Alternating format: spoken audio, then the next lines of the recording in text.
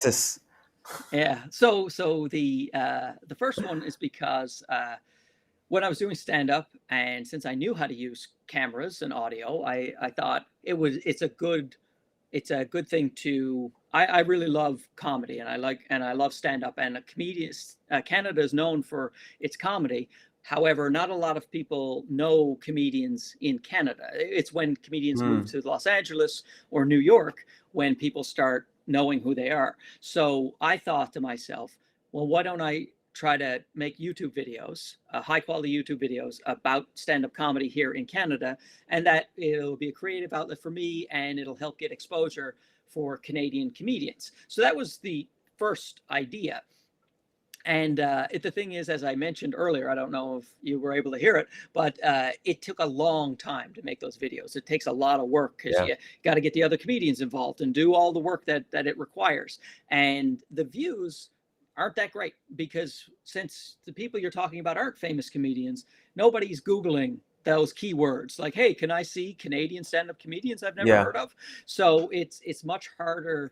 The audience is much smaller. And so I'm still doing those videos. It's a passion project. It has and Mm, if some of those take off one day, great. But it's not something, as you were talking about consistency. It's not something you can do consistently. It's just too much work, and the logistics involved make it too difficult to put out videos all the time.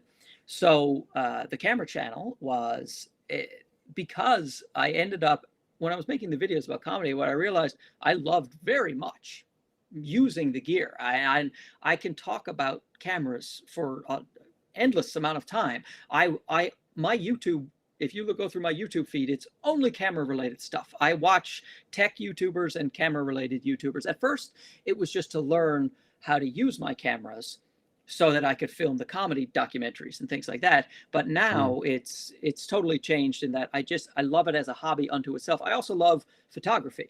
So all of these things, I not only like doing the things, I like using the cameras themselves. They're fun toys for me. I love tinkering around with them. And what really makes me get out of bed in the morning to do it is that I like getting the best out of them.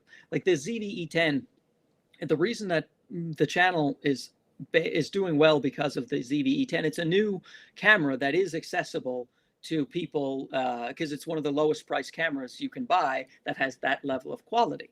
So it excited me, the idea of going, people might not even realize how good the footage could be coming from this camera. And so you start mm. to show them and then they get excited. And that's another thing I forgot to say about how you can be consistent is that once your channel starts growing, like ideas for videos, it's super easy because everyone's constantly asking you questions, so you're always able to feed off your comment section to do the Mm. next video. Like I have written a list of videos I need to do. It's like 30 videos at this point. I'm not going to get to all of these Wow. before I move on to something else, because it's just every time someone asks a question, I'm like, well, that would make a good video. I should just do that. Right. Right. That's